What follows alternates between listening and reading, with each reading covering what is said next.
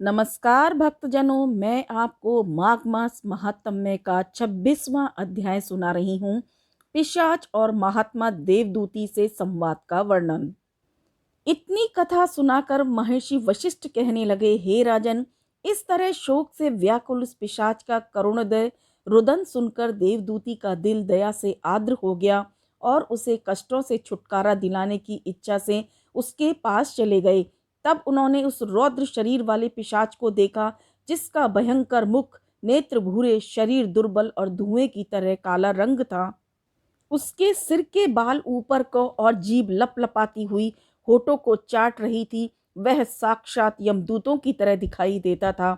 हे राजन, इस तरह उस भयंकर पिशाच को आंखों से आंसू बहाते हुए देखकर कौतुकवश होते हुए बोले, हे भीषण आकृति वाले व्यक्ति, तू कौन है और इस तरह रुदन क्यों कर रहा है?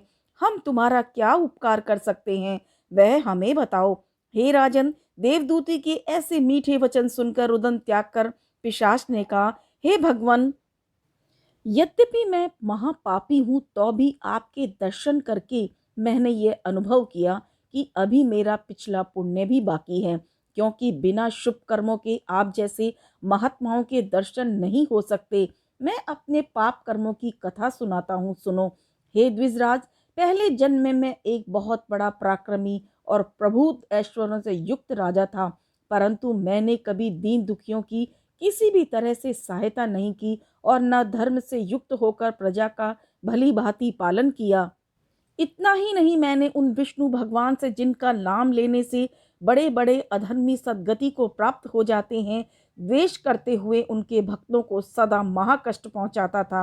हाय, ब्रह्मादिक सब देवताओं और सनकादिक सब योगी मुक्ति की इच्छा से जिन भगवान का निरंतर चिंतन किया करते हैं, मुझ पापात्मा ने उन्हीं प्रभु से द्वेष किया। इसलिए हे महात्मन, न केवल मुझे अनंत काल तक नरकों में निवास करते हुए यहाँ घोर दारुण दुखों को सहना पड़ा, अपितु इस पिशाच योनि को प्राप्त होकर भी मेरा जरूर कोई ऐसा पुण्य कर्म है जिसके कारण मुझे आप जैसे महात्मा के दर्शन हुए हैं। इसलिए अब कोई ऐसा यत्न बतलाइए जिससे कि मैं अधम योनि से छूटकर सद्गति को प्राप्त हो सकूं। हे भगवान, यद्यपि वन पर्वतों पर नाना प्रकार के मधुर फलों से लदे हुए अनगिनत वृक्ष खड़े हैं और उस मधुर जल से भरे हुए अनेक जलाशय स्थित हैं, लेकिन मैं मंदभागी उनमें से कुछ भी प्राप्त नहीं कर सकता। रात दिन भूख प्यास से पीड़ित होकर रुदन करता हुआ पागलों की तरह वन और पर्वतों में घूमता हूँ और एक क्षण के लिए भी मुझे कहीं पर चैन नहीं मिलता। केवल पवन के सहारे कर्म विपाक से जीवित हूँ। हाय, इन दारुण कष्टों से युक्त पिशाच योनि का अंत कब होगा? हे राजन, उस पिशाच के दीन वचन सुनकर वह परोपकारी महात्मा आश्चर्य से चकित होते हुए कहने लगे, गति बड़ी प्रबल है, जो महापराक्रमी राजाओं को अशुभ कर्मों में लिप्त कराकर उसका भगवान और सज्जन पुरुषों से द्वेष करा देती है और शास्त्रों के जाने वाले विद्वानों को लोभ मोह माया के सागर में डुबोकर शुभ कर्मों से वंचित कर देती है, अर्थात उन्हें अधोगति प्रदान करा देती है। इसे भाग्य की विडंबना ना कहा जाए तो फिर और क्या कहा जाए। हे पिशाच देहधारी राजन, खैर जो भी कुछ तुमने किया उसका फल प्राप्त किया, परंतु तुम्हें जग नियंता परमेश्वर उनके भक्तों से द्रोह करना उचित नहीं था।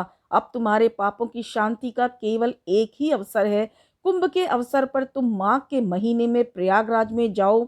वहां जाकर त्रिवेणी में विधि विधान से स्नान करते हुए भगवान का भजन करो। ऐसा करने से तुम्हारी मुक्ति अवश्य हो जाएगी, इसमें कोई संदेह नहीं है।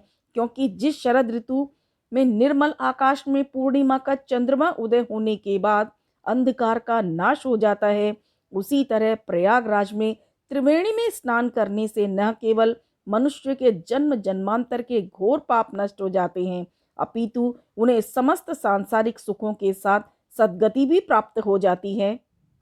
अधिक कहने से क्या, गंगा यमुना के महात्म्य का वर्णन करने की शक्ति मुझ में नहीं है, कारण कि उसके जल बिंदु को स्पर्श करने से राक्षस देहधारी केरल देशीय ब्राह्मण की मुक्ति हो गई थी। इसलिए सब प्रकार के पाप तापों की शांति के लिए माघ मास के अवसर पर प्रयागराज में स्नान करें।